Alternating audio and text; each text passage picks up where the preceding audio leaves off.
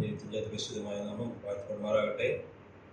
കഴിഞ്ഞ ചില മാസങ്ങൾ ഹോസ്റ്റലിലുള്ള ദൈവമക്കളുമായി ദൈവത്തെ ആരാധിപ്പാനിടയായി. ഈ ആഴ്ചയോടേക്ക് കടന്നു വന്ന് കുടുംബമായി ദൈവത്തെ ആരാധിപ്പാൻ ലഭിച്ച അവസരത്തെ ഓർത്ത് ദൈവത്തെ നന്ദിയോടെ സ്തോത്രം ചെയ്ത് സ്തുതിക്കുന്നു.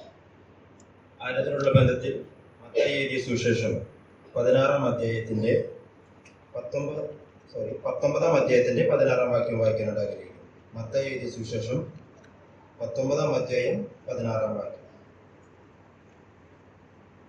അനന്തരം ഒരുത്തൻ വന്ന് അവനോട്, ഗുരു, നിത്യജീവനെ പ്രാപിക്കുവാൻ ഞാൻ എന്തു നന്മ ചെയ്യണം എന്ന് ചോദിച്ചതിന് അവൻ.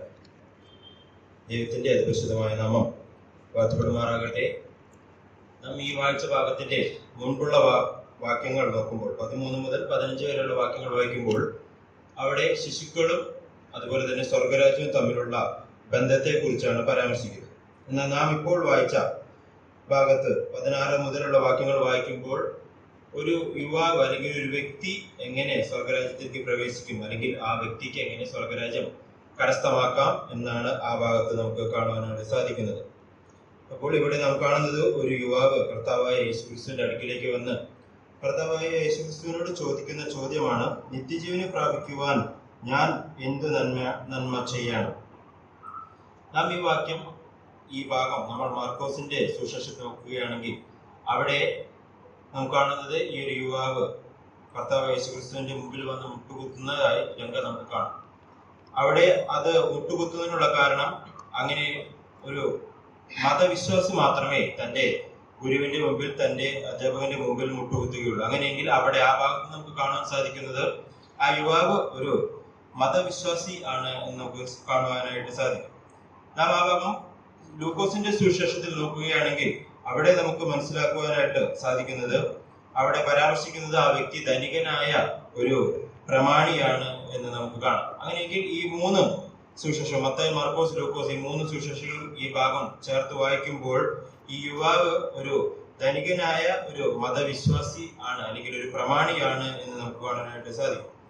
അപ്പോൾ ഈ വ്യക്തി അവിടെ കർത്താവ് യേശുക്രിസ്തുവിനോട് ചോദിക്കുന്നത്, നിത്യജീവനെ പ്രാപിക്കുവാൻ എന്ത് നന്മ ചെയ്യണം എന്നാണ് അവിടെ ചോദിക്കുന്നത്. ഈ വ്യക്തി ഞാൻ പറഞ്ഞു മതപഠന ഒരു വിശ്വാസിയാണെന്ന് നമുക്ക് കാണാൻ സാധിച്ചു. അപ്പോൾ അങ്ങനെയെങ്കിൽ മോശയാൽ ഇസ്രായേൽ മക്കൾക്ക് കൊടുത്ത ആ ന്യായപ്രമാണമെല്ലാം അനുസരിക്കുകയും അതുപോലെ തന്നെ 20-ാം വാക്യത്തിൽ പറയുന്നത് പോലെ ഈ യൗവനക്കാരൻ ഈ ന്യായപ്രമാണമെല്ലാം പ്രമാണിച്ചു നടക്കുന്ന ഒരു വ്യക്തിയാണ് എന്ന് നമുക്ക് കാണാം. അങ്ങനെയെങ്കിലും ഈ കൽപ്പനകളെല്ലാം ചെയ്യുന്ന ഒരു വ്യക്തിയാണെങ്കിലും ഈ വ്യക്തിക്ക് എന്തോ കുറവുകളുണ്ട് എന്ന് തനിക്ക് മനസ്സിലാക്കുകയും ആ കുറവുകൾ നികത്താൻ വേണ്ടിയാണ് കർത്താവ് യേശുക്രിസ്തുവിനോട് നിത്യജീവനെ പ്രാപിക്കുവാൻ എന്ത് ചെയ്യണമെന്ന് നാം കാണുന്നത്.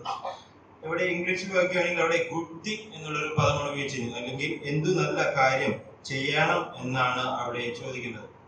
അപ്പോൾ താൻ വിചാരിക്കുന്നത് തനിക്ക് നന്മയിലൂടെയും അതുപോലെ തന്നെ നല്ല കാര്യം ചെയ്താൽ സ്വർഗരാജ്യം കരസ്ഥമാക്കാം എന്നാണ് ആ യുവാവ് താൻ അവിടെ ചോദിക്കുന്നത്. പക്ഷേ ദൈവവചനം പറയുന്നു, നല്ല പ്രവൃത്തിയിലൂടെയും അല്ലെങ്കിൽ നമ്മൾ നല്ലവരാണെങ്കിലും നമുക്ക് ദൈവരാജ്യം കരസ്ഥമാക്കുവാൻ നമുക്ക് സാധിക്കില്ല. നമുക്ക് എഫെസ്യർ ലേഖനത്തിൽ വായിക്കുമ്പോൾ നമുക്ക് കാണുന്നത്, നാം അതിക്രമങ്ങളാലും പാപങ്ങളാലും മരിച്ചവരായിരുന്നു, നാം ജീവനില്ലാത്തവരായിരുന്നു. അതുകൊണ്ട് അതിക്രമങ്ങളും പാപങ്ങളാലും മരിച്ചവരായിരുന്നു നമുക്ക്, അല്ലെങ്കിൽ ജീവനില്ലായിരുന്നു നമുക്ക് നമ്മുടെ പ്രവൃത്തി കൊണ്ടോ അല്ലെങ്കിൽ നമ്മൾ ചെയ്യുന്ന നല്ല കാര്യങ്ങൾ കൊണ്ടോ നമുക്ക് ഈ നിത്യജീവൻ അല്ലെങ്കിൽ സ്വർഗരാജ്യം കരസ്ഥമാക്കുവാൻ സാധിക്കില്ല. യേശയ്യാവ് എഴുതിയ പുസ്തകം 64-ാം അധ്യായത്തിന്റെ 6-ാം വാക്യത്തിൽ നാം വായിക്കുന്നു, നമ്മളെല്ലാവരും അശ്വത്തിനെ പോലെ ആയിത്തീർന്നു, ഞങ്ങളുടെ പ്രവൃത്തികളൊക്കെയും കറപുരണ്ട തുണി പോലെ, ഞങ്ങളെല്ലാവരും ഇല പോലെ വാടിപ്പോകുന്നു, ഞങ്ങളുടെ അതിക്രമങ്ങൾ ഞങ്ങളെ കാറ്റുപോലെ കാറ്റുകളയുന്നു. ഇവിടെ 64-ാം അധ്യായത്തിൽ ഇവിടെ നാം കാണുന്നത് ഇസ്രായേൽ ജനത്തിന്റെ കരച്ചിലും അതുപോലെ അവർ ദൈവത്തോട് ഏറ്റുപറഞ്ഞ് അവരുടെ പാപങ്ങൾ ഏറ്റുപറഞ്ഞതാണ് നമുക്ക് ഈ ഭാഗത്ത് കാണാൻ സാധിക്കുന്നത്. അവരവിടെ പറയുന്നത്, അവർ ദൈവത്തിൽ നിന്ന് അകന്നു പോയി എന്ന് അവർ സമ്മതിക്കുന്നത്. അതുകൊണ്ട് അവരുടെ നീതി പ്രവർത്തികൾ കറപുരണ്ട തുണി പോലെയാണ് എന്നാണ് അവരോട് പറയുന്നത്. അതുകൊണ്ട് നമ്മൾ ചെയ്യുന്ന നമ്മുടെ നല്ല പ്രവർത്തികൾ അല്ലെങ്കിൽ നാം ചെയ്യുന്ന നല്ല കാര്യങ്ങൾ ഒന്നും നമുക്ക് നിത്യജീവൻ തരുന്ന ഒന്നല്ല. അതിലൂടെ ഒന്നും നമുക്ക് നിത്യജീവൻ, നമുക്ക് സ്വർഗരാജ്യം കരസ്ഥമാക്കുവാൻ സാധിക്കില്ല എന്നാണ് ആ ഭാഗത്ത് നിന്ന് നമുക്ക് മനസ്സിലാക്കുവാനായിട്ട് സാധിക്കുന്നത്. അങ്ങനെയെങ്കിൽ നാം ഇന്ന് ആരാധനയ്ക്കായി കടന്നു വരുമ്പോൾ നാം ഓർക്കേണ്ടുന്ന ഒരു കാര്യം, യുവാവ് പറഞ്ഞതുപോലെ നാം ഓർക്കേണ്ടുന്ന ഒരു കാര്യം എന്നുള്ളത്, നിത്യജീവനെ കരസ്ഥമാക്കുവാൻ നമുക്ക് എന്തു നന്മയാണ് ലഭിച്ചത്, അല്ലെങ്കിൽ എന്തു നന്മ പ്രകാരമാണ് നമുക്ക് നിത്യജീവൻ ലഭിക്കുവാനായിട്ട് നമുക്ക് നിത്യജീവൻ ലഭിച്ചത്? അതിനായി ഒരു വാക്യം വായിക്കാനായിട്ട് ആഗ്രഹിക്കുന്നു. തീത്തോസ് എഴുതിയ പുസ്തകം 3-ാം അധ്യായത്തിന്റെ 4 മുതൽ 7 വരെയുള്ള വാക്യങ്ങൾ വായിക്കാനായിട്ട് ആഗ്രഹിക്കുന്നു. തീത്തോസ് എഴുതിയ ലേഖനം 3-ാം അധ്യായത്തിന്റെ 4 മുതൽ 7 വരെയുള്ള വാക്യങ്ങൾ.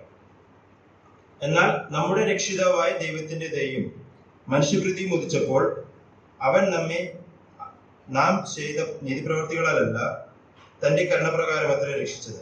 നാം അവന്റെ കൃപയാൽ നീതീകരിക്കപ്പെട്ടു.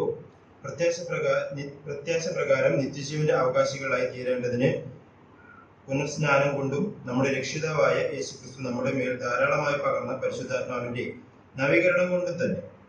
ഇവിടെ നമുക്ക് കാണുവാനായിട്ട് സാധിക്കുന്നത്, ഈ ഭാഗത്ത് ദൈവത്തിന്റെ ദയയും ദൈവത്തിന്റെ സ്നേഹവും ദൈവത്തിന്റെ കൃപയും കുറിച്ച് നമുക്ക് കാണുവാനായിട്ട് സാധിക്കും.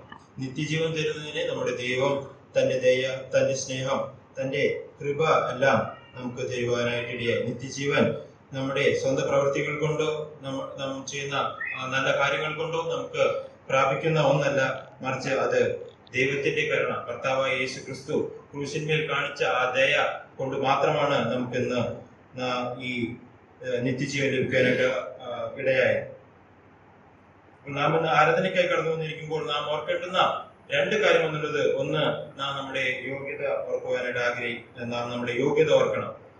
നമ്മൾ നിത്യജീവൻ ലഭിക്കുവാൻ നമുക്കൊരു യോഗ്യത ഉണ്ടായിരുന്നില്ല. ഞാൻ മുമ്പേ പറഞ്ഞതുപോലെ നാം അതിക്രമങ്ങളാലും പാപങ്ങളാലും മരിച്ചവരായിരുന്നു, നാം ജീവനില്ലാത്തവരായിരുന്നു. അങ്ങനെയെങ്കിൽ നമുക്ക് ഈ നിത്യജീവൻ ലഭിക്കുവാൻ, ഈ സ്വർഗരാജ്യം ലഭിക്കുവാൻ നമുക്കൊരു യോഗ്യതയും ഉണ്ടായിരുന്നില്ല. രണ്ടാമതായി നാം ആരാധനയ്ക്കായി കടന്നു വരുമ്പോൾ ഓർക്കേണ്ടുന്ന ഒരു കാര്യം എന്നുള്ളത്, കർത്താവായ യേശു ക്രിസ്തുവിന്റെ നല്ല പ്രവൃത്തിയാണ്. നാം യോഗ്യതയില്ലാത്തിരുന്ന നമ്മെ യോഗ്യന്മാരാക്കുന്നതിന് വേണ്ടി, സ്വർഗത്തിന്റെ അവകാശികളല്ലാതിരുന്ന നമ്മെ സ്വർഗത്തിന്റെ അവകാശികളാക്കുന്നതിന് വേണ്ടി കർത്താവായ യേശു ക്രിസ്തു ക്രൂശിന്മേൽ മരിക്കുവാനായിട്ട് ഇടയായി. അവൻ ആ ക്രൂശിന്മേൽ മരിച്ചുകൊണ്ട്, കർത്താവായ യേശു ക്രിസ്തു ക്രൂശിന്മേൽ മരിച്ചുകൊണ്ട് നമുക്ക് ആ നിത്യജീവിതം തരുവാനായിട്ട് ഇടയായി, നമുക്ക് ആ സ്വർഗരാജ്യം തരുവാനായിട്ട് ഇടയായി. അപ്പോൾ നാം ഇന്ന് ആരാധനയ്ക്ക് വേണ്ടി കടന്നു വന്നിരിക്കുമ്പോൾ നാം കർത്താവായ യേശു ക്രിസ്തു നമുക്ക് വേണ്ടി ചെയ്ത നല്ല പ്രവർത്തികൾ ഓർത്തുകൊണ്ട് നമുക്ക് അവനെ സ്തുതിക്കാം, സ്തോത്രം ചെയ്യാം. ദൈവത്തിന്റെ അതിപരിശുദ്ധമായ നാമം വാഴ്ത്തപ്പെടുമാറാകട്ടെ.